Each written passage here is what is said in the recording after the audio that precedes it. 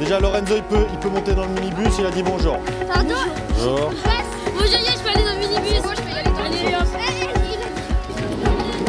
Evan, t'as pas froid là?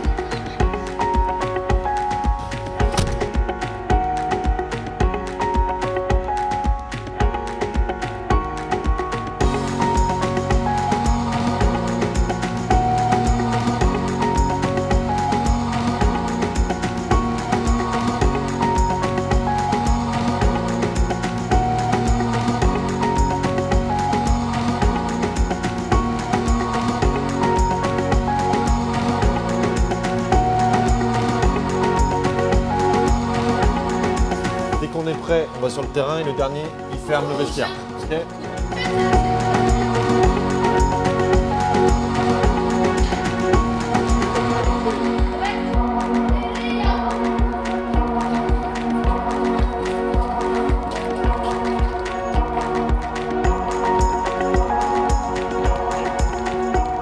Donc séance d'aujourd'hui, on va faire jonglerie. Après on fera du jeu 2 contre 2. Puis après on fera du dribble en 1 contre 1. Okay, à marquer dans les 2 petits buts. Et après, si le comportement et le langage de tout le monde a été bon, on finira sur un match, vu qu'il y a les 2 gardiens aujourd'hui. Ok, 10 jongles, 30 jongles, 50 jongles avec le bon pied. Dès que c'est fait, on revient. Evan, fais tes lacets, s'il te plaît. T'as pas eu le temps de manger ton goûter quand je m'attendais avec le 2e minibus? Donc la prochaine fois, j'aimerais bien, parce qu'à chaque fois c'est le cas, j'aimerais bien que soit tu prends le premier minibus et tu manges dans le vestiaire, soit tu es dans le 2e minibus et en attendant, tu goûtes. Finis de goûter et après tu jongleras, s'il te plaît. Allez, allez, allez, allez, je veux voir jongler là.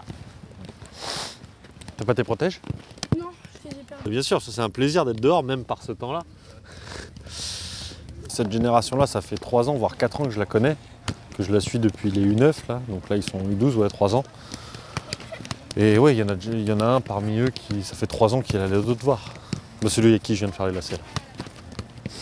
Il y a une progression à l'école, on essaye. Après, on n'est pas maître de tout, hein, donc on est plus au foot.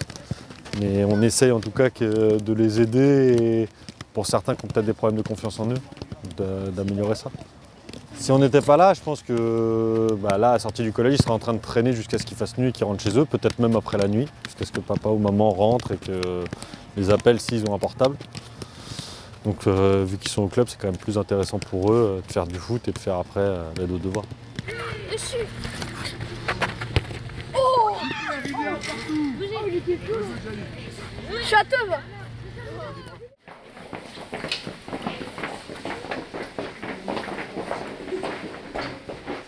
Le rôle, c'est d'abord de jouer au football, initialement, mais on s'est vite rendu compte qu'il pouvait jouer un rôle social important. Personne n'est refusé et la porte est ouverte à tous. Ça me semble le plus important. Et le vice-président, M. Morvan, a mis le point sur essayer de faire représenter à ces jeunes toutes les valeurs du civisme dans le cadre de la République, surtout dans la période qui est la nôtre actuellement. Parmi tous les jeunes qui intègrent le club, tous ne sont pas des enfants exemplaires et certains arrivent ici et rencontrent quelques difficultés, soit dans la conduite, soit dans le comportement, soit avec l'école. Et nous nous sommes attachés, en plus de toutes les qualités requises, à leur faire apprendre pour le foot, lui-même, à essayer d'aller un peu plus loin dans les valeurs éducatives. Et pour ça, nous nous sommes munis d'un certain nombre d'éducateurs qu'on a pu embaucher pour avoir aujourd'hui une dizaine d'emplois jeunes et 2 jeunes en action civique qui vont nous permettre d'encadrer ces jeunes et de leur offrir autre chose que du football parmi les valeurs éducatives ou parmi le soutien scolaire ou parmi d'autres activités qui leur fait un peu mieux appréhender certaines choses de la vie.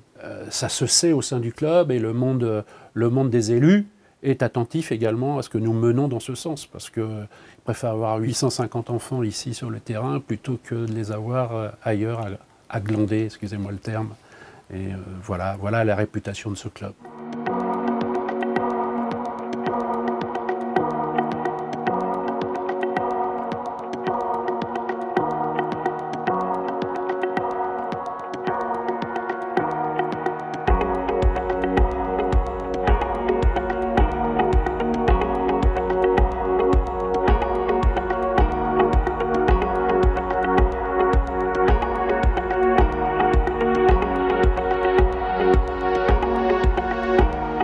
Non, dans chaque cas, dire si la ville est dans cette zone.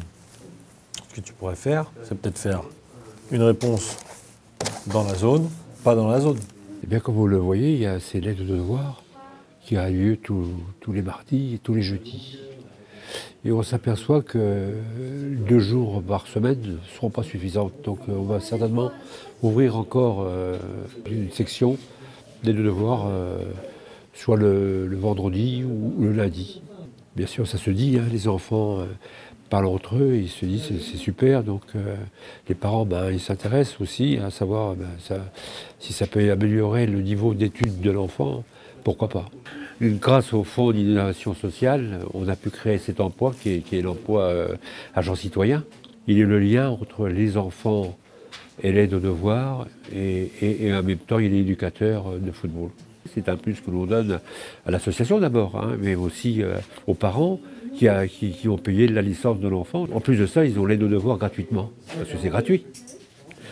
Ils font l'aide aux devoirs, mais les parents, c'est compté dans la licence. Donc, tout parent qui veut bien mettre son enfant, pas de problème, les portes sont ouvertes.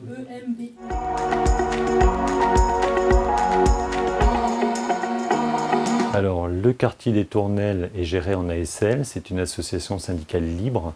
On pourrait penser que ça vit bien, mais effectivement, nous avons quelques difficultés liées au contexte général de vandalisme, d'occupation, qui ne sont pas forcément celles que nous attendons. On pourrait penser qu'en mettant du technique, on règle tout, mais c'est loin d'être le cas, par expérience. Donc on a développé depuis une douzaine d'années du développement social urbain.